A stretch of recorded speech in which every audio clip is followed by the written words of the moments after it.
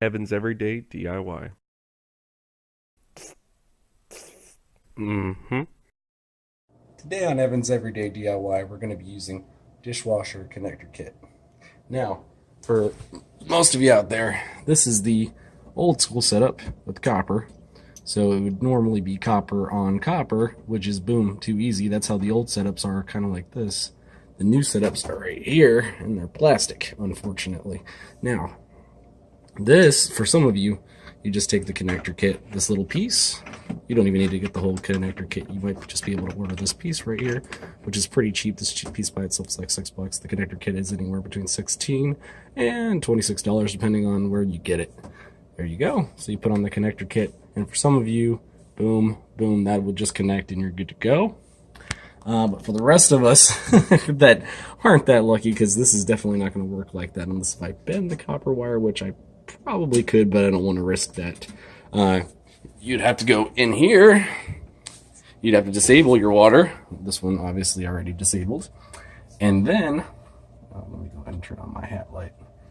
Give you guys a little bit of light. There you go. Okay, so for some of you, it's as easy as having a little valve right here, which is a pretty sweet setup.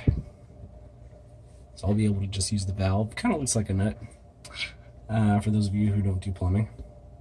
And just going to remove that, and then we're going to put on the new one, which is right over here. Boom, we're going to put the new set on. We might need to use a conversion. We'll find out as we go.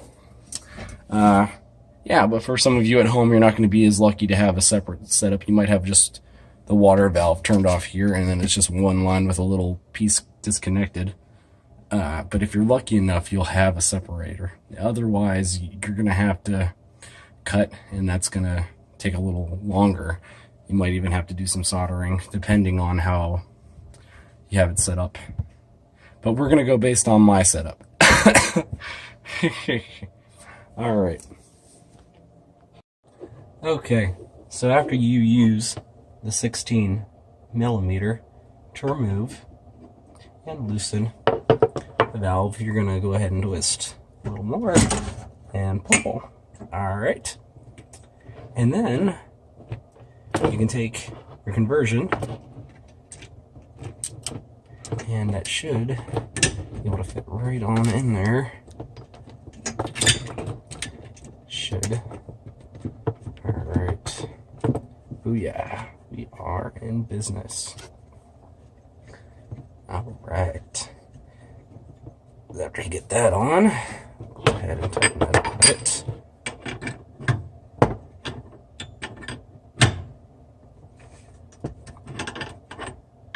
Now, if you have corrosion at home, you're going to want to go ahead and hit that with a brush, copper wire brush, or some steel wool if you got some steel wool laying around. We want this to be nice. We want it to be on there real tight. Alright, as far as we can. Do not want to skimp when it comes to this. Alright.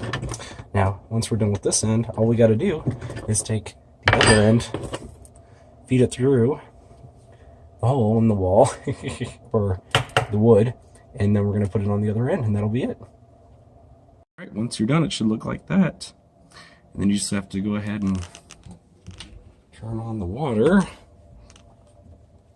and you're good to go. Hopefully, let's check. Yeah, we got nothing, no leaks over here. And still looks good over here. That's it. Next one I'm going to be doing is the wiring. Stay tuned if you want to watch that. Thank you for choosing Evan's Everyday DIYs.